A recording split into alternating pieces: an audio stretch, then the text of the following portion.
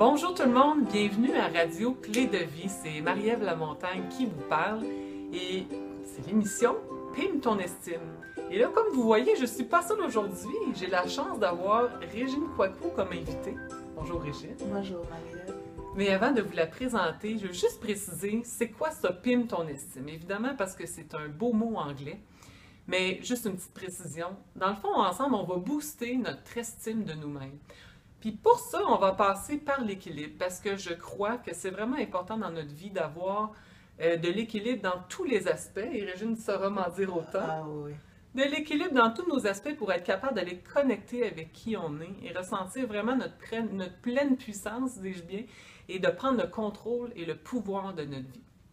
Régine Kouakou, c'est une personne que j'aime beaucoup, cette Régine. Elle est une experte de l'amour, presque en fait. Oh, ben, ouais. Je travaille là-dedans. En tout cas, j'aime ça. Oui, ben, j'ai voulu inviter Régine parce que justement, le rouge, ça va être le premier aspect qu'on va traiter ensemble. Il va y avoir 7 aspects de notre vie, en fait, qu'on va voir comment on peut apporter plus d'équilibre. Puis toi, pour moi, quand j'ai pensé rouge, j'ai pensé Régine, c'est sûr, fallait que je te rencontre. Et Régine est conférencière, tu es auteur, en fait, tu fais du coaching. Ouais. Et puis, pour toi, à la base, qu'est-ce que ça prend comme bien-être personnel pour être bien dans sa vie de couple? Lorsqu'on est en couple déjà, là, Quand on est en couple, mettons. ben, quand on est en couple, moi, ce que je pense qui fait vraiment toute la différence et qui fait que les gens, ils sont capables d'avoir une super belle relation, une belle chimie et puis amener la relation ailleurs, c'est lorsque les deux réalisent que c'est un travail d'équipe. La première chose à éliminer là-dedans, c'est le jugement. Hier, justement, je parlais de complicité en disant que la complicité, c'est rire ensemble. C'est pas penser que l'autre, si elle fait un commentaire, qu'elle est en train de nous attaquer. C'est vraiment, il n'y a pas d'attente, c'est vraiment un travail d'équipe. Un respect mutuel. Un respect mutuel, mais c'est même plus que ça. C'est aimer l'autre, transmettre un amour que moi j'appelle amour avec A majuscule et se concentrer plus sur ce que la personne apporte de bon à la relation par rapport à ce qui ne fonctionne pas. Parce qu'on a tendance à faire le contraire. Hein? Absolument. Dans la vie aujourd'hui, là, c'est ça qu'on fait. Chérie, t'as pas sorti les vidanges? Je pourrais t'en donner des... Oui, vas-y. Je pourrais t'en raconter. Hein, Ben oui, parce que moi, ça m'était arrivé effectivement et c'est pourquoi c'est quelque chose que j'ai appris. Moi, j'ai été célibataire 10 ans. Donc, quand je suis rentrée en couple, c'est sûr, à quarantaine avancée, avec un homme justement du même âge, ça a été assez difficile. Et en parlant de vidange, tu me croiras ou non, à un moment donné, lui, j'ai senti, il ne sortait pas les vidanges. Puis ça m'énervait à un point que ça n'avait aucune allure. Et un jour, je t'assure, Marielle, la personne que j'étais à ce moment, à l'époque, j'ai décidé que moi, j'allais le laisser. Parce qu'il ne sortait pas les vidanges. C'est pour te dire à quel point que ça m'énervait. À tous les mardis, wow. Je faisais toutes sortes d'efforts. Je passais devant lui avec ma poubelle et puis lui, il me regardait comme si de rien n'était. Et là, un jour, j'ai dit, ben, Régine, si tu le laisses parce qu'il ne sort pas les vidanges, ben, tu vas les sortir quand même. Et c'est là que j'ai décidé, j'ai dit, c'est un homme parfait pour moi. C'est juste que mon attitude par rapport au vidange faisait que lui, justement, il agissait de manière contraire. Plus je me plaignais des vidanges, moins il voulait les sortir. Et le jour où j'ai trouvé à l'intérieur de moi d'arrêter de me plaindre de ces foutus vidanges, de décider que j'allais prendre plaisir à les sortir parce que de toute façon, si je suis célibataire, je vais les sortir quand même. Exact. Et à partir de ce moment, c'était fou.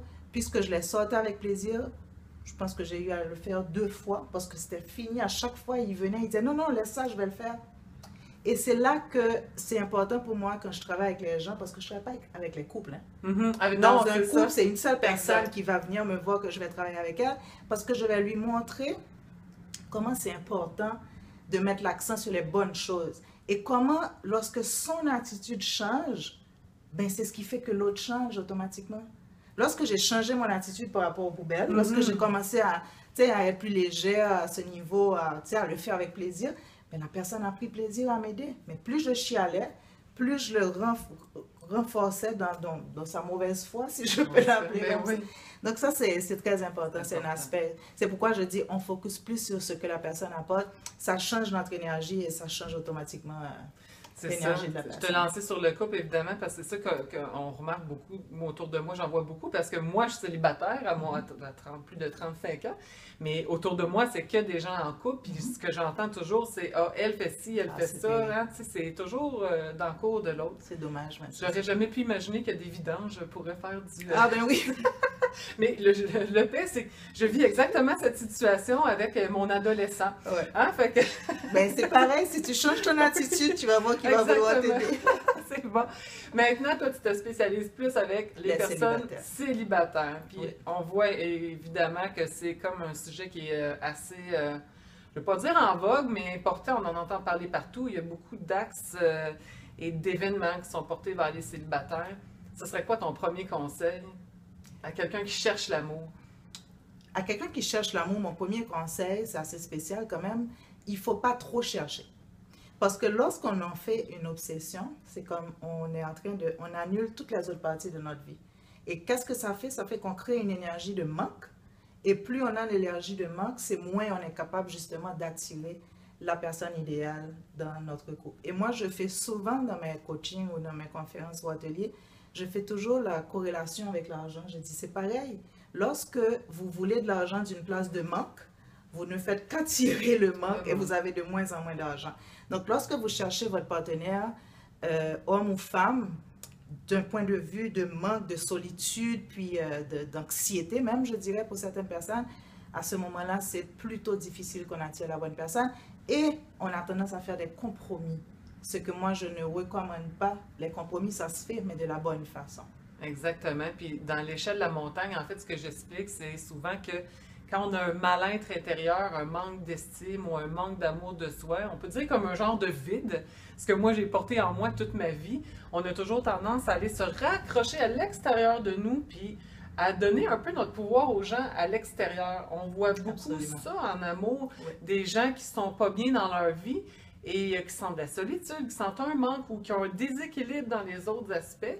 Et souvent, évidemment, comme l'humain a un tel besoin d'amour, tel besoin d'acceptation, tel besoin d'être aimé, c'est le premier endroit où on va aller s'accrocher, c'est « Ah, je vais aller me chercher quelqu'un là qui va venir faire de dos avec moi dans mon lit. Ouais. » Ou même l'amour, c'est aussi sexuel également. Donc, on voit évidemment des gens qui tolèrent des relations. Tu dois avoir hein, des relations toxiques. Ah, absolument. Puis quand on parle de relations toxiques, si tu es d'accord peut-être avec moi, c'est pas nécessairement le gars qui bat sa femme. Là, Absolument pas.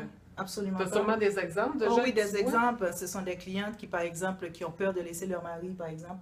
Et c'est évident que le gars, il n'est plus intéressé. C'est évident qu'il est juste là pour pour passer le temps.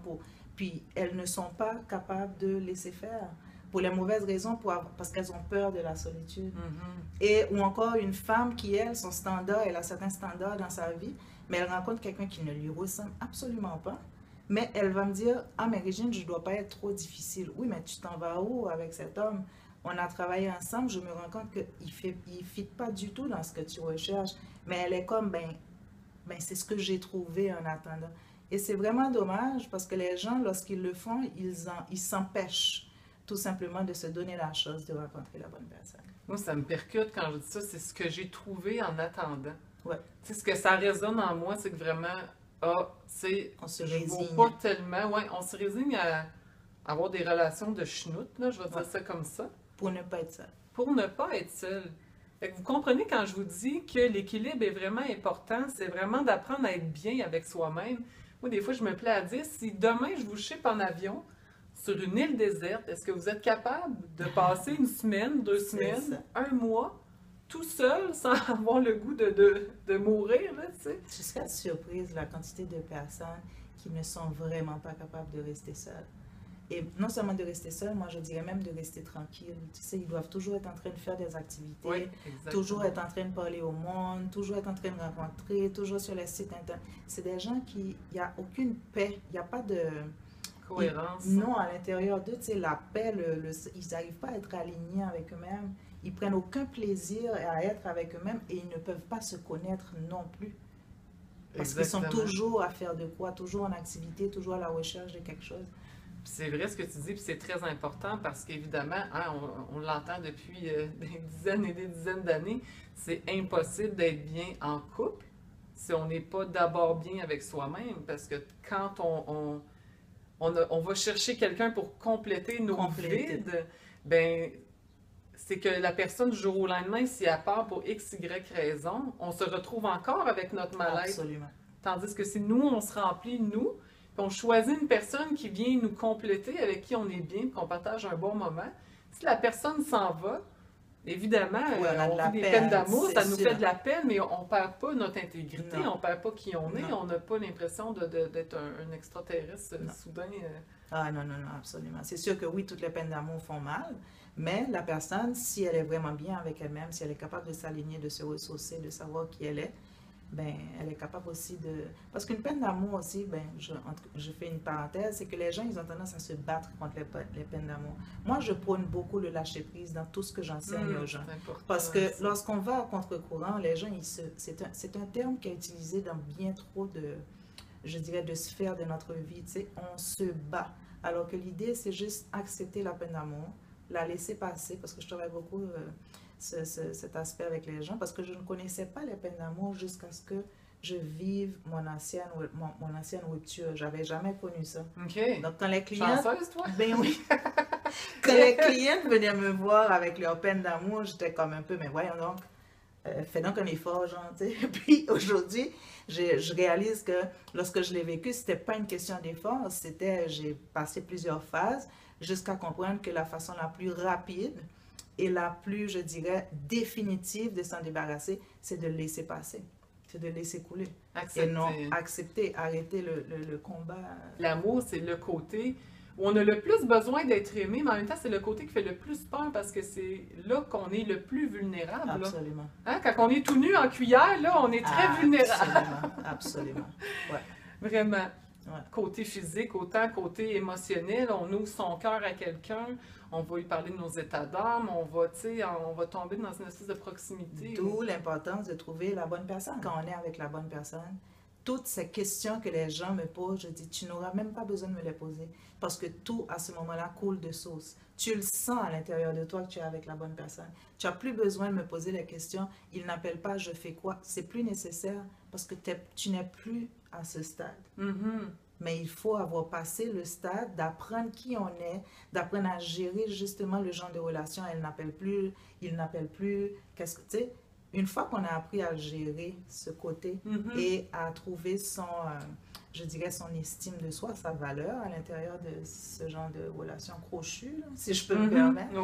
Mais à partir de ce moment, lorsqu'on rencontre la bonne personne, la vraie personne, la personne avec qui on peut se permettre d'être vulnérable, ce genre de situation ne se présente plus. On est des beaux humains crochus, finalement. Carrément. Dans toutes nos couleurs.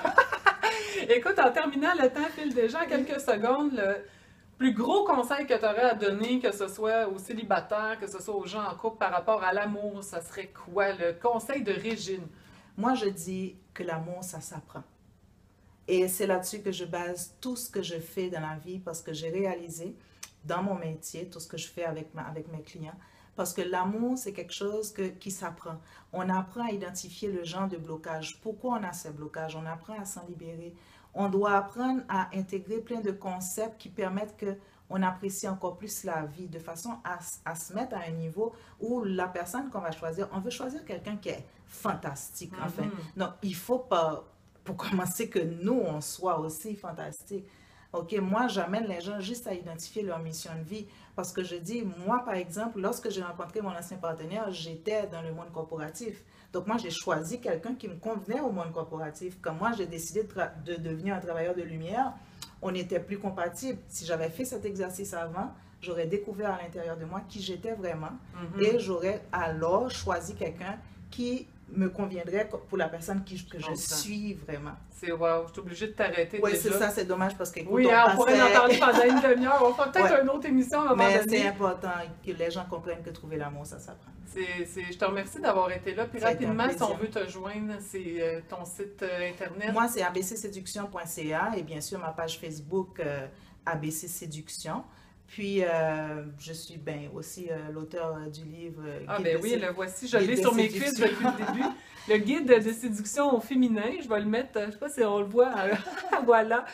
Et puis, ben oui, c'est un super de bon livre. D'ailleurs, je conseille à toutes les femmes de le lire. Je l'ai dévoré à peu près 1 heure et demie. Ouais, c'est un livre que j'ai vraiment écrit pour les femmes célibataires, qu'elles apprennent à s'affirmer dans leur relation amoureuses. C'est très vraiment important. Oui. Mais je te remercie. Mais ça a été un tel C'est plaisir. toujours un plaisir. Toujours, ça passe trop vite.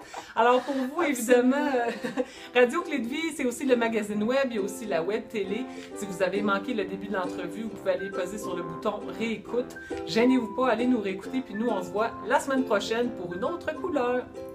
Merci. Merci à toi.